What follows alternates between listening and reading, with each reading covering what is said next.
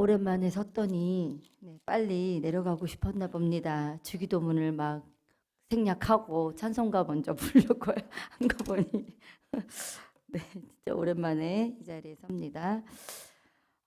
제가 준비한 말씀은 9장인데 8장을 읽으면서 제가 좀 신앙이 어렸을 때 좀 재미난 경험을 한 적이 있어서 잠깐 이야기를 하고 9장으로 가겠습니다.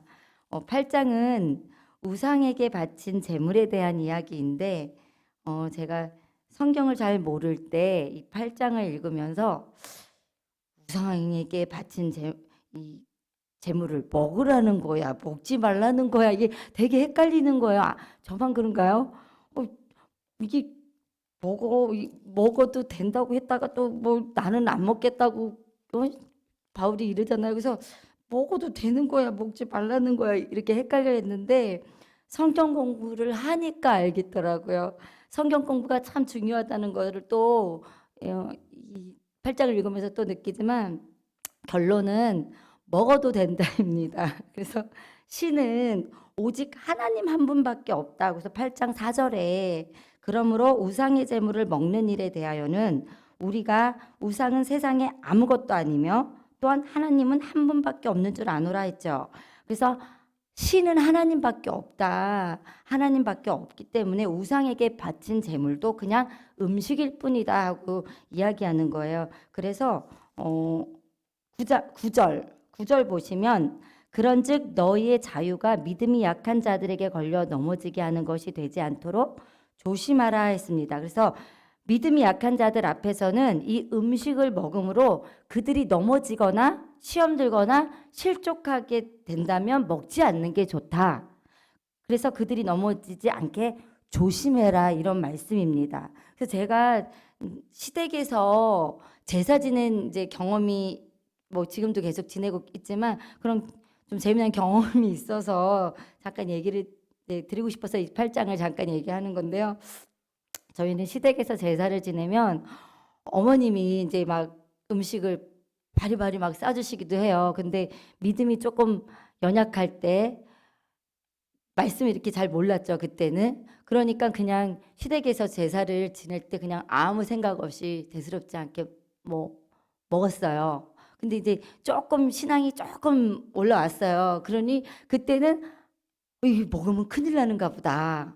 우상인 게 바친 제물이잖아요. 그러니까는 이거 먹으면 뭔가 안 될 것 같고 뭔가 큰일이 일어날 것 같고 막 괜히 하나님도 혼날 것 같고 이런 이제 괜히 마음에 불안함이 생겨서 어머님이 이렇게 음식 준비하고 이렇게 뜨고 뭐야 제사 지내고 다 같이 먹잖아요. 그럴 때 남편 거를 몰래 이렇게 제사밥을 뜨고 제사 지내고 나면 이 밥이 식잖아요. 그러면 다시 밥솥에 넣었다가 이렇게 따뜻한 거하고 섞거든요. 그러니까 제가 몰래 어머님 몰래 안 섞고 몰래 다른 그 옆에 있는 밥만 제사상에 올리지 않은 밥을 떠가지고 남편한테 주고 남편 먹으면 안 되니까 저도 잘 안 먹지만 그리고 국도 원래는 식으니까 다시 넣어가지고 섞어가지고 다시 푸거든요. 그래서 어머니 몰래 또 남편한테 그 올려졌던 거 먹이면 안 되니까 몰래 빨리 남편 거 떠놓고 다시 섞어서 이제 아버님 드리고 이렇게 했거든요. 그래서 그렇게 했어요. 그러니까 이게 되게 바쁜 거예요. 몰래 막 숨겼다가 몰래 막 이렇게 뒤적였다가 막 이렇게 분주하게 제사를 지내고 먹고 막 그랬어요. 그랬는데 이제 말씀을 알았잖아요. 그리고 말씀을 알기 전에도 바리바리 싸우면은 이거를 그 많은 음식 뭐 닭도 싸주세요. 뭐 돼지고기, 산적, 꼬지 뭐 튀김 여러 가지 막 어머님이 많이 싸주는데 그거를 오자마자 쓰레기통에 그 음식물 쓰레기통에 다 버렸어요. 먹으면 안 된다. 그런데 말씀 공부를 하고 나서 먹어도 되는구나. 그래서 그 다음부터는 마음 편히 먹고 있어요. 마음 편히 싸주시는 대로 와서 양념을 더 맛있게 해가지고 그렇게 해서 마음 편히 먹고 있거든요. 그래서 이런 에피소드가 있어서 제가 말씀을 참 애매하게 알면 그렇게 된다. 그러나 음식을 뭐 이제 우상에게 바친 제물은 먹어도 되지만 믿음이 약한 자들에 보일 때 그것이 그 사람들에게 실족시키고 시험 들게 하고 낙심하게 한다면 먹지 마라, 조심해라 이런 뜻입니다. 그런데 여기서 제가 꼭 말하고 싶은 것은 믿음이 약한 자들이 낙심하지 않게 시험 들지 않게 조심해야 할 것이 음식뿐만이 아니라 우리의 행동과 우리의 말들도 그래야 된다는 것입니다. 초신자들, 믿음이 약한 자들 앞에서 우리가 말 어떻게 합니까? 죽겠네, 미치겠네, 못하겠네, 못 살겠네, 어렵네, 힘드네, 못하겠네, 하기 싫네 이런 부정적인 말을 조심하라는 거죠. 그래서 올해 우리 목사님이 이런 말 선포하라고 했죠. 믿음의 말, 사랑의 말, 소망의 말 이런 말을 하라고 이야기하셨습니다. 그래서 우리가 믿음이 연약한 자들에게 이런 말을 함으로써 본을 보이는 저와 여러분들이 되시길 바라겠습니다. 그래서 제가 이제 9장으로 넘어가겠습니다. 9장은 복음에 참여하는 자가 되라라는 제목으로 제가 말씀을 준비했는데요.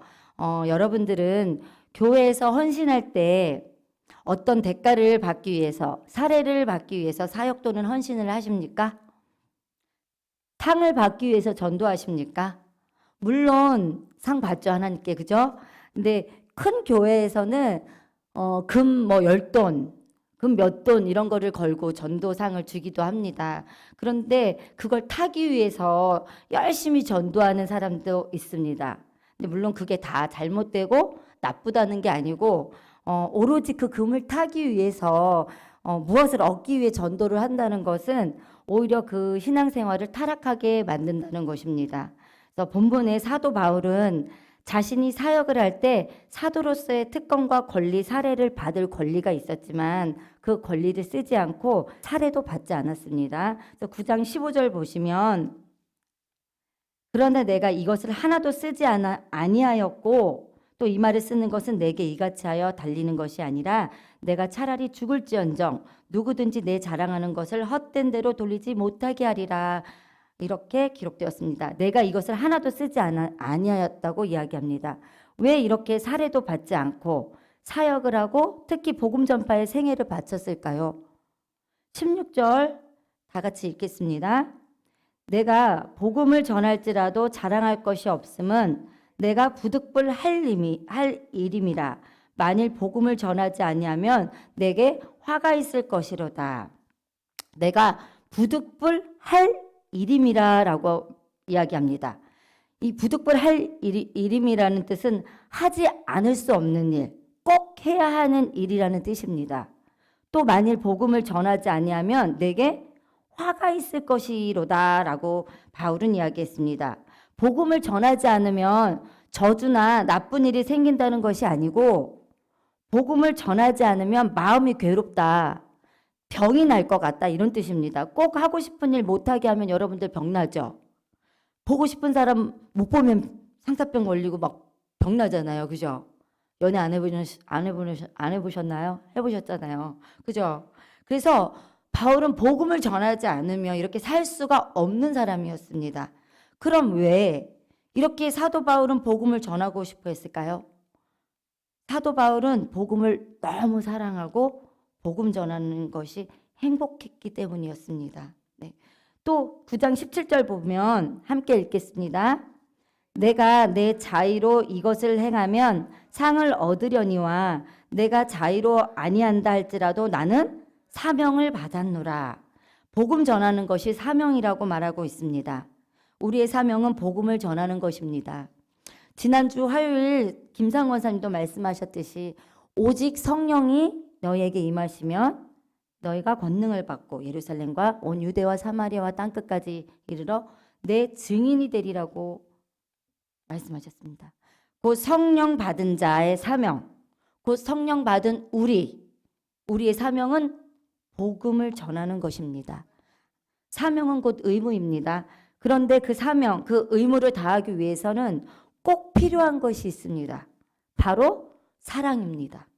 복음에 대한 사랑과 영혼에 대한 사랑, 즉 하나님에 대한 사랑, 하나님 사랑과 이웃 사랑입니다. 그 사랑이 없으면 복음 전하는 것이 그저 일로 여겨질 뿐입니다. 그래서 제가 선교부장인 거 알고 계시죠? 네, 제가 언제부터인지 전도하러 나간 것이 그저 습관처럼 되어버린 적이 있었습니다. 그냥 목요일이니까 전도하는 날이니까 해야 되는가 보다. 어느 순간 영혼에 대한 사랑이 빠지고 그냥 일이 되어버린 전도가 되어 있었습니다.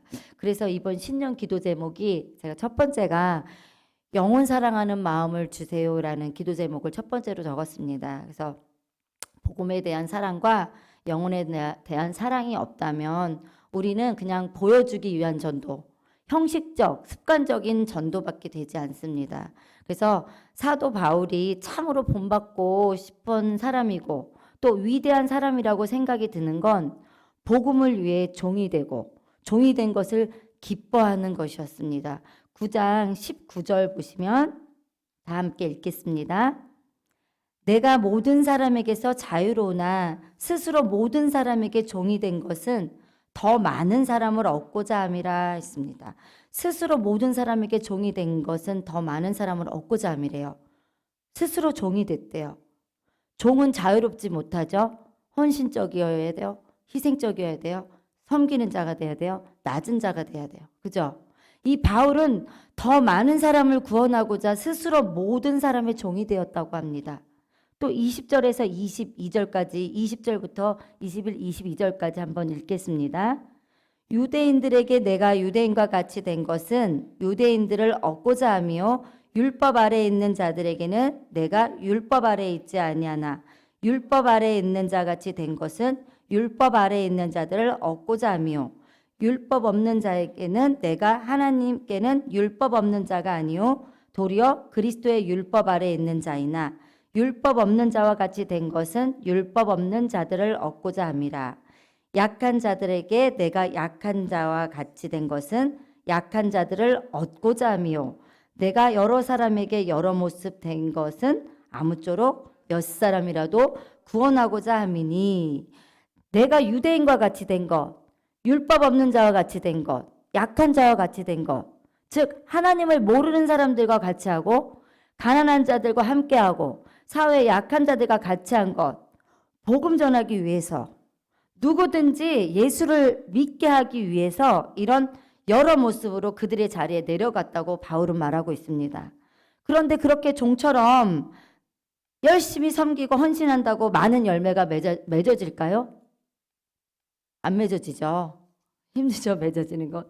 네, 22절 보면 아무쪼록 몇 사람이라도 구원하고자 함이니 이렇게 이야기하죠. 열심히 여러 모습으로 낮아지고 헌신한다고 해서 고작 몇 사람이라도 구원하고자 한대요. 여러분들은 복음 전파를 위해 낮아지려 하십니까? 복음 전파를 위해 헌신하려 종이 되려 하십니까? 복음 전파를 위해 물질을 아낌없이 쓰십니까? 복음 전파를 위해서 시간을 넉넉히 쓰십니까? 이수영 권사님 보면은 물질 복음 전파할 때 엄청 열심히 쓰세요. 넉넉히 막 전도들 대원들 옷도 사주고요, 가방도 사주고요. 아우 그렇게 열심히 물질 쓰시는 분 있어요. 저희 교회는 정말 보면은 알게 모르게 정말 본받고 이렇게 정말 닮아가고 싶은 사람들이 너무 많습니다. 우리는 이렇게 단 한 명이라도 살려야 한다면 기꺼이 낮은 곳으로, 약한 곳으로, 힘든 곳으로, 어려운 곳으로 가서 낮아지고 섬기는 자, 희생하는 자가 되어야 합니다. 그런데 무엇을 품고 가야 하냐면 복음에 대한 사랑과 영혼에 대한 사랑을 품고 가야 됩니다. 이것이 복음에 참여하는 것입니다. 우리 교회는 제가 좀 전에도 이야기했지만 본받을 만한 사람들이 너무나 많습니다. 그중 한 명 또 이 자리에 계시지만 김경희 권사님을 이야기해 보고 싶어요. 제가 경희 권사님과 이제 얼마 전에 몇 주 전에 이야기를 하는데 양이슬 성도님의 쌍둥이를 봐줘야 된다고 하더라고요. 그래서 그 아이들을 봐주고 양이슬 성도님은 이제 자유롭게 좀 시간을 보내라고 이러면서 아이들을 본인이 이제 시간 내서 봐주기로 했다 이렇게 얘기를 하길래 솔직히 남의 아이 보는 거 힘들잖아요. 한 명도 보기 힘든데 두 명이나 쌍둥이잖아요. 근데 이 사람이 애를 봐준다고 해서 근데 김교희 권사님 애 잘 볼 것 같지 않잖아요. 그죠? 봐준대요. 그런데다가 저분 보세요. 포스 보세요. 병원 가면 이렇게 하얀 가운 입고 막 나오는 거 보면 진짜 의사들인 줄 알았는데 뒤 있긴 하잖아요. 병원에서 지위가 좀 있으신데 병원 원장님 같아요. 그런 또 지위도 있으신 분이에요. 근데 근데 워낙 또 바쁘신 분이시고 근데 쌍둥이를 이렇게 시간 내서 봐준다고 하고 양희세 성도님을 자유롭게 시간을 보내라고 이렇게 주시기 위해서 이렇게 허신신을 하신다는 거 보니까 너무 귀하고 감동을 제가 또 받은 거예요. 이렇게 한 영혼을 믿음으로 세워주기 위해서 이렇게 희생하고 헌신하는 그런 모습 여러분들 정말 귀하잖아요, 그죠? 근데 제가 이 김경희 권사님뿐만 아니라 알게 모르게 하시는 분들 너무나 많아요. 근데 제가 이제 이야기를 하다가 들었기 때문에 이렇게 이 자리에서 이야기하지만 우리에게도 이런 복음에 대한 사랑과 영혼 구원에 대한 사랑이 충만하실 바라겠습니다. 주위를 둘러보면 구원해야 될 사람들이 참 많습니다. 그런데 내 주위에는 없는데 내가 만나는 사람들은 다 교회 다니는데 이렇게 말하는 사람 있죠. 근데 이렇게 이야기하는 사람들은 복음 전할 자가 없다면 생명책에 기록된 이름이라도 불러가며 그들의 영혼 구원을 위해 기도부터 시작하십시오. 저희가 여기 생명책에 기도 노트에 생명책 연초에 이름 다 쓰잖아요. 사돈의 8종까지 다 끌어다가 써놓잖아요. 생명책에. 그죠? 내가 구원하고 싶은 그 이름들이 다 적혀 있잖아요. 그런데 연초에 이름 써놓고 이거 몇 번이나 여러분들이 읽고 그 사람들을 위해서 기도하겠어요. 그래서 정말 내 주위에 구원할 자가 없다면 누굴 만나도 다 교회 다닌 사람이고 내가 정말 내 주위에는 특별히 복음 전해야 될 사람이 없다 하는 사람은 이 생명책에 있는 이 이름들을 기도하면서 그 복음에 이것이 참여하는 것의 시작점이 됐으면 좋겠습니다. 그래서 여러분들이 이 생명책에 있는 이분들의 이름을 귀히 여기시고 오늘부터라도 기도를 시작하시는 저와 여러분들이 되시길 바라겠습니다. 우리 모두 스스로 모든 사람에게 종이 되어 아무쪼록 몇 사람이라도 구원하고자 하는 복음에 참여하는 저와 여러분 되시길 소망하겠습니다. 네, 기도하겠습니다.